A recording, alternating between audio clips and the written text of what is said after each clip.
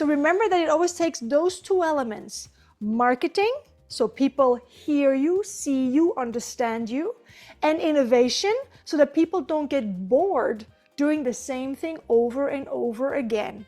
So there is progress. Innovation means progress.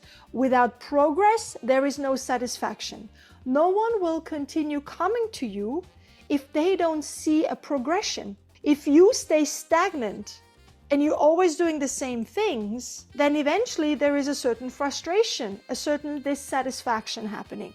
And that's why it's important in business, we keep reinventing ourselves or optimizing things so that we're not being stuck. So remember that people will forget what you said, people will forget what you did, but they will never forget how you made them feel. And that's really what you need to remember, that you need to make very clear in your communication, that you are going to bring them an experience that is going to make them feel a certain way. And a lot of people associate a life of desire with having enough money. And yet, a lot of people have enough money and they're still miserable and they're still in need.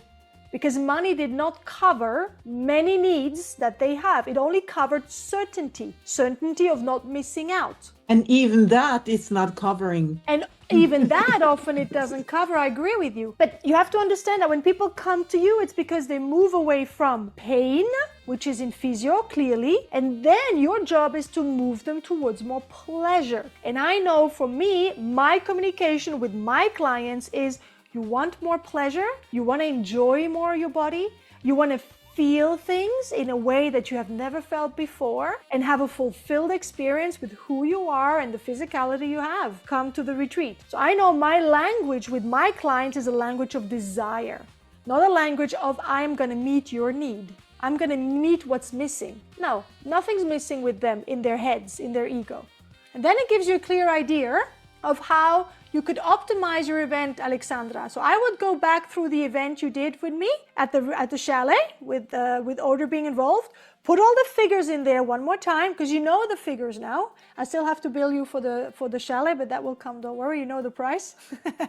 But then eventually you see if what you charged was worth it and was right. If you do it with Erin's spreadsheet, it's just easier than the way we did it, where we kind of went as kind of approximately. But in the end, the goal is that you make profit, and Erin's goal is that you make maximal profit. I would write just a text message, maybe 2 or 3 weeks later, as a reminder, with maybe a photo of Chateaudet or something, or of your studio. And you have to promote it maybe 6 weeks in advance, so that you have time to build up the hype. That's how I would do it for my clients. That's how I did it. And I also send an email. So I did a letter, a written form via post. I did a video message. I did a email, and I did a follow-up message. So I followed up 2 times. As an example, Alexandra, you had a welcome tea. So when they arrived, they had a welcome tea. So they were arriving at the chalet, they took all their rooms, they found their spaces, they unpacked their bags, you were preparing a little goûter. And this is how they arrived, and this is how they had a first interaction. You prepared them a little gift, so they had a little gift ready for them that you either gave at the beginning or at the end. I would suggest you give a gift right away at the beginning, and you give a second gift at the end, a personalized gift at the end. But that's double surprise. But then you had a clear schedule. You knew, okay, we were doing this, then we have a little tea, then we have dinner, we go out, we have dinner, then maybe in the morning we have this. So then you need to clear out your schedule, and you need to make sure you have everything well in place. From morning to midday to afternoon to the evening.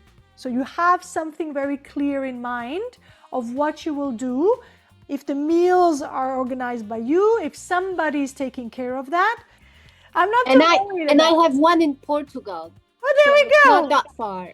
There you go. And that's when. And if we join our forces together, and we have 2 or 3 or 4 or 5 clients come along, that's how it's going to work. That's how we're creating not only a community of teachers, professionals, but we will start to create a community of Networking. clients who get to know each other from different teachers. And we should That's create, how it's working. this is one idea for you, because you know already how to do that. You should create the inner circle for clients. It's on the list. Perfect. The meaning of life is to find your gift. The purpose of life is to give it away. Once you know what you're good at, once you know what your heart truly is inspired by, share it with others. So I really agree with Pablo on this one. And your event is so much more than a plan on paper. It is going to be a moment that can touch lives, inspire change, and create that ripple effect far beyond the studio. And I love this picture of all these ladies holding on hands, because in the end, we are 6 ladies today here online, aren't we? Who showed up live, and hopefully in the year to come, we will create those beautiful experiences for ourselves, for our clients and our loved ones, so that we can create memorable times and deep memories for our clients that they take back to the studio, and really their classes will never be the same again. And that's really what all of this was being